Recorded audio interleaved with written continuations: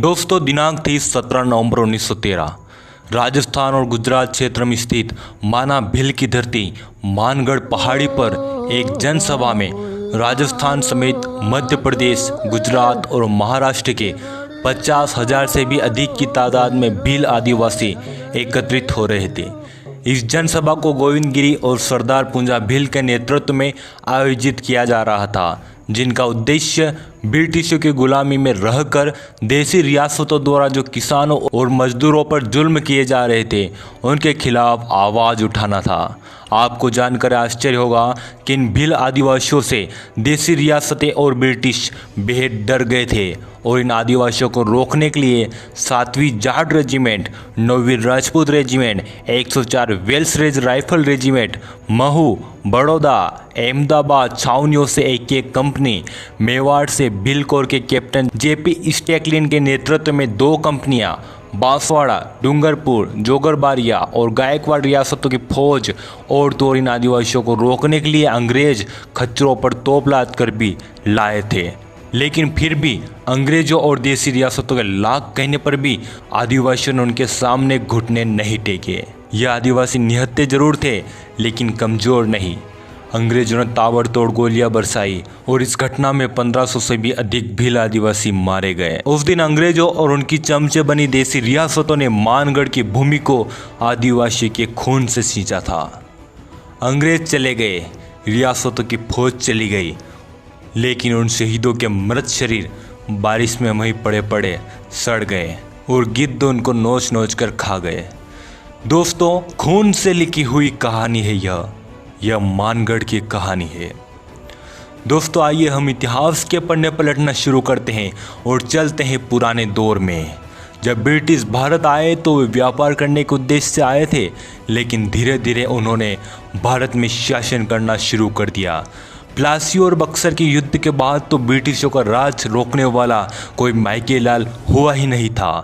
चूँकि अब भारत की देसी रियासतों को भी अपना राज कायम रखना था, इसलिए उन्होंने अंग्रेजों के साथ समझौते और संधियां कर ली और अंग्रेजों के साथ मिलकर उन भारतीय रियासतों के ही राजा भारत की ही जनता पर तरह तरह के टैक्स लगाकर अपने ही देश के नागरिकों को ही प्रताड़ित करते रहे।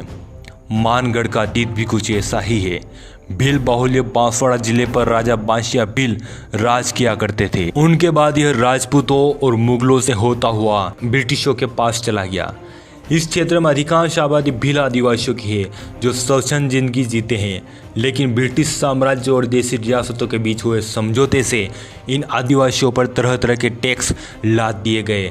यहाँ के किसानों, मजदूरों पर बेकारी प्रथा समेत कई अत्याचार किए गए। आम जनता को बंधुआ मजदूर बना दिया गया। इन्हीं लोगों में गोविंद गिरी भी थे जो पढ़े लिखे व्यक्ति थे। गोविंद गिरी का जन्म डूंगरपुर जिले के वेरसा गांव के बंजारा परिवार में हुआ था। उन्होंने 1880 में लोगों को जागरूक करने के लिए आंदोलन चलाया। उन दिनों स्थानीय ब्रितानी हुकूमत और देसी रियासतों के टैक्स, बेकारी प्रथा यानी बिना वेतन के काम समेत कई अत्याचारों से आम जनता जूझ रही थी। सरदार पूंजा भील, जो कि तत्कालीन सतरामपुर स्टेट के डूंगर क्षेत्र के प्रमुख थे और वे पढ़े लिखे व्यक्ति थे। दरअसल मानगढ़ के आंदोलन में हम सरदार पूंजा भील को गरम दल के नेता कह सकते हैं। सरदार पूंजा भील और गोविंद गिरी भील राज स्थापित करना चाहते थे।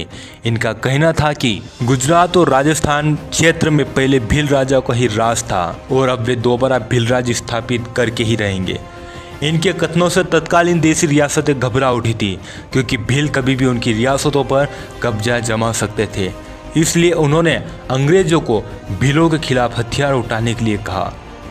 मानगढ़ आंदोलन में जहां गोविंद गिरी शांतिपूर्वक आंदोलन कर रहे थे, वहीं सरदार पूंजा भील उग्र आंदोलन कर रहे थे। उन्होंने 31 अक्टूबर 1913 को सतरामपुर स्टेट के दाहोद क्षेत्र के पुलिस थाने पर अपने भील साथियों के साथ आक्रमण किया और वहां दरोगा गुल्प मोहम्मद को मार दिया और एक हेड कांस्टेबल और कांस्टेबल को बंदी बना लिया था। सरदार पूंजा भील ने सतरामपुर के राजा के खिलाफ प्रतापगढ़ किले पर हमला भी किया। साथ ही साथ उन्होंने बांसवाड़ा रियासत के खिलाफ युद्ध छेड़ा था। मानगढ़ आंदोलन में गोविंद गिरी ने 1880 में लोगों को जागरूक करने के लिए आंदोलन चलाया। साल 1883 में उन्होंने संप सभा की स्थापना की। इस सभा की पहली बैठक 1903 में हुई थी। संप का अर्थ एकता बनाए रखना था। गोविंदगिरी की मुहिम को भगत आंदोलन कहा गया। गोविंदगिरी ने आदिवासियों को शराब और बुरे व्यसनों से दूर रहकर स्वच्छ और शिक्षा ग्रहण करने के लिए प्रेरित किया। गोविंदगिरी और सतरामपुर के डूंगर क्षेत्र के भील सरदार पुंजा भील, इन दोनों के साथ कई स्थानीय भील आदिवासी जुड़ गए और देखते देखते भीलों ने शराब और बुरे व्यसनों को छोड़ने लग गए। धीरे धीरे शराब की बिक्री कम होने लगी, जिससे देसी रियासतों को शराब से मिलने वाली आमदनी कम होने लगी। भील जागरूक होते चले गए और देसी रियासतों को लगने लगा कि गोविंदगिरी भील सरदार पुंजा वापस भील राज्य स्थापित करने की योजना बना रहे हैं। राजस्थान और गुजरात की सीमा में मानगढ़ पहाड़ी स्थित है। वर्तमान में मानगढ़ पहाड़ी का 80% हिस्सा राजस्थान में और 20% हिस्सा गुजरात में आता है। नवंबर माह में ही गोविंदगिरी और सरदार पुंजा भील के नेतृत्व में यहाँ एक बड़ी जनसभा होने वाली थी। नवंबर 1913 की शुरुआत से ही मध्य प्रदेश, गुजरात, राजस्थान और महाराष्ट्र के भील आदिवासी यहाँ एकत्रित होने लगे थे। धीरे धीरे इस पहाड़ी पर करीब 50,000 भील आदिवासी जुट गए। वे केवल गोविंदगिरी और सरदार पुंजा भील की अध्यक्षता में होने वाली संप सभा में शामिल होने के लिए आए हुए थे, लेकिन देसी रियासतों को लग रहा था कि वे इस क्षेत्र में दोबारा भील राज्य स्थापित करने के लिए एकत्रित हुए हैं और वे मिलकर रियासतों पर हमला करने की योजना बना रहे हैं। उनके द्वारा ब्रिटिशों को भीलों के विरुद्ध भड़काया गया। तब इन भीलों को रोकने के लिए 7वीं जाट रेजिमेंट, 9वीं Rajput regiment, 104 Wells rifle, Mhow, Baroda, Ahmedabad की छावनियों से एक कंपनी, बांसवाड़ा, डूंगरपुर, जोगरबाड़िया, गायकवाड़ रियासतों की फौज और मेवाड़ भील कोर के कैप्टन जेपी स्टैकलिन के नेतृत्व में 2 कंपनियां समेत देसी रियासतों की बहुत बड़ी फौज, जिनकी तादाद लगभग 1500 सिपाहियों से भी अधिक थी। साथ ही साथ इन आदिवासियों को रोकने के लिए ब्रिटिश लोग अपने साथ खच्चरों पर तोप लाद कर भी लाए थे। भीलों ने पहले तो इन सिपाहियों को पहाड़ी पर चढ़ने भी न दिया। बाद में एक भील पहाड़ी से गुरु गोविंद का संदेश लेकर ब्रिटिश अफसर के पास आया, जिसमें संदेश था कि पहाड़ी पर भील एक सामान्य सभा में एकत्रित हुए, जिनका उद्देश्य किसी के भी खिलाफ बगावत करना नहीं है। लेकिन ब्रिटिशों ने यह बात नहीं मानी और मेजर हैमिल्टन के नेतृत्व में 3 अफसर और फौज ने 17 नवंबर 1913 को सुबह मानगढ़ पहाड़ी को तीनों ओर से घेर लिया और उन्होंने गोविंदगिरी को कहा कि सभी भील आदिवासी समर्पण कर दे, लेकिन किसी भी भील ने समर्पण नहीं किया। तब कर्नल शेटर ने चेतावनी के लिए पहले पेड़ों पर तोप चलवाई, जिससे बड़े बड़े वृक्ष धराशायी हो गए, लेकिन इससे भीलों पर कोई प्रभाव नहीं पड़ा। दूसरी बार कर्नल शेटर ने भीलों के सर के ऊपर हवाई फायरिंग करवाई, पर भील डटे रहे। और तीसरी बार कर्नल शेटर ने सभी सैनिकों को भील आदिवासियों पर गोलियां बरसाने का आदेश दिया। सुबह 8:10 पर गोलीबारी शुरू हुई। सैनिकों ने अंधाधुंध फायरिंग की, जिसमें कई भील आदिवासी मारे गए। खतरों से लाई गई मशीन गनें और तोप से आदिवासियों पर आग के गोले बरसाए गए। निहत्थे भीलों ने उसी पहाड़ी पर मरना पसंद किया, लेकिन वे देसी रियासतों, राज्य रजवाड़ों और ब्रिटिशों के सामने झुके नहीं। उस दिन देसी रियासतों, राज्य रजवाड़ों और ब्रिटिशों ने मानगढ़ की भूमि को भील आदिवासियों के खून से सींचा। सोचिए दोस्तों, कितना भयानक दृश्य रहा होगा, जहां निहत्थे भारतीयों पर मशीन गनों और तोपों से हमला किया गया। इस नरसंहार में कितने ही औरतें, बच्चे और बुजुर्ग व्यक्ति भी मारे गए। जब अंग्रेज अफसर ने देखा कि एक मृत महिला से लिपटकर उसका बच्चा स्तनपान कर रहा है, यह दृश्य देखकर अंग्रेजों द्वारा 10 बजे गोलीबारी रोक दी गई। करीब 2 घंटे तक अंग्रेजों और देसी रियासतों ने निहत्थे भील आदिवासियों पर ताबड़तोड़ गोलियां बरसाई और इसमें करीब 1507 भील आदिवासी मारे गए। इस जनसभा को संबोधित करने वाले गोविंदगिरी के पैर में गोली लगी थी। भील सरदार पुंजा भील और गोविंदगिरी समेत 30 भील गमेतियों को पुलिस ने हिरासत में ले लिया। करीब 2 घंटों में तबाही आकर चली गई। घायलों को उनके परिजन उन्हें जैसे तैसे सुरक्षित स्थान की तरफ लेकर गए।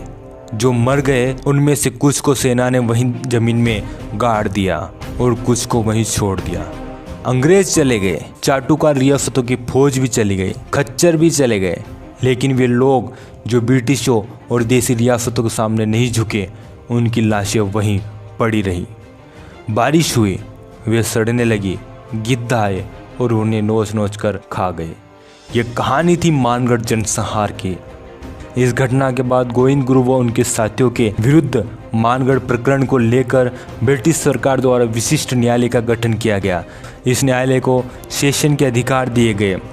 विशिष्ट न्यायालय के न्यायाधीशों के रूप में 2 ब्रिटिश अधिकारी फ्रेडरिक विलियम एलिसन ICS सहायक न्यायाधीश एवं अतिरिक्त सेशन न्यायाधीश बेलगांव और मेजर डू अगस्टस केप्पलघुक जैसे भारत सरकार के राजनीतिक अधिकारी थे। इन दोनों को उक्त विशिष्ट न्यायालय के न्यायाधीश नियुक्त किया गया। उच्च संभाग बम्बई राज्य के आयुक्त को हाई कोर्ट के अधिकार देकर इस प्रकरण की अपील की सुनवाई के लिए अधिकृत किया गया और इनके बाद भील सरदार पूंजा को काला पानी की सजा हुई और गोविंद गुरु को अहमदाबाद जेल में रखा गया। बाद में सतरामपुर की रानी और गोविंद गुरु के अनुयायियों की अपील पर गोविंद गुरु की आजीवन कारावास को बदलकर 10 वर्ष कर दिया गया। 22 जून 1914 को सैन्य विभाग द्वारा इस जनसंहार को करने वाले हजारों आदिवासियों को कत्ल करने वाले मेजर जी बेले 104 वेल्स राइफल्स एवं मेवाड़ भील कोर के कमांडेंट कैप्टन JP स्टेकले को सम्मानित करने हेतु तत्कालीन अंग्रेज वायसराय लॉर्ड हार्डिंग को प्रस्ताव भेजा गया। 20 जुलाई 1914 को लॉर्ड हार्डिंग ने अनिच्छुकता से यह प्रस्ताव स्वीकार करते हुए कहा कि निहत्थे भीड़ को छिन्न भिन्न करने के अभियान को प्रशंसा योग्य मानने के विशेष कारण नहीं दिखते।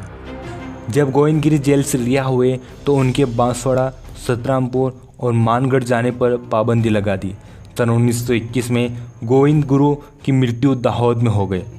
17 नवंबर 1913 को हुए मानगढ़ जनसंहार के बाद 1980 तक मानगढ़ पर किसी की भी आने जाने पर पाबंदी लगा रखी थी। मानगढ़ की इस घटना के बाद जब भी आदिवासी एकत्रित होते थे तो इनको मानगढ़ जैसी होगी कहकर डरा दिया जाता था। गुजरात के दाहोद के विराट खेड़ी में 1938 में एकजुट हुए आदिवासियों को मानगढ़ याद दिलाकर तितर बितर कर दिया गया। मानगढ़ जनसंहार की घटना के बाद हाल ही में यहाँ खुदाई कराई गई थी। तब ब्रिटिश सरकार के 303 गोलियाँ मिली थी जिन्हें उदयपुर संग्रहालय में लाया गया। मानगढ़ जनसंहार की घटना के करीब 8 दशक बाद राजस्थान सरकार ने नरसंहार में मारे गए सैकड़ों लोगों की याद में 27 मई 1999 को शहीद स्मारक बनवाया, जिससे मानगढ़ को दोबारा पहचान मिली और अब यह राष्ट्रीय स्मारक घोषित हो चुका है। मानगढ़ जनसंहार को राजस्थान जलियांवाला बाग हत्याकांड कहा गया। यहाँ आज भी आदिवासी लोग आते हैं और अपना अतीत याद करते हैं।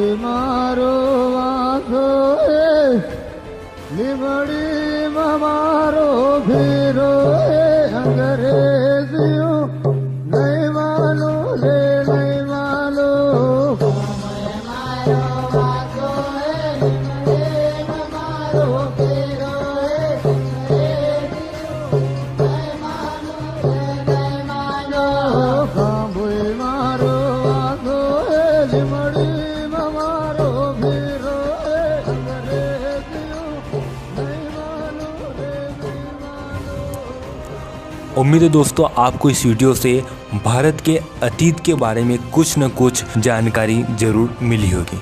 उम्मीद है आपको ये वीडियो पसंद आया होगा। इस वीडियो को लाइक कर दें और अधिक से अधिक शेयर करें। आप हमारे चैनल सब्सक्राइब कर ऑल नोटिफिकेशन चालू कर लें। आपका कीमती समय देकर यह वीडियो देखने के लिए धन्यवाद।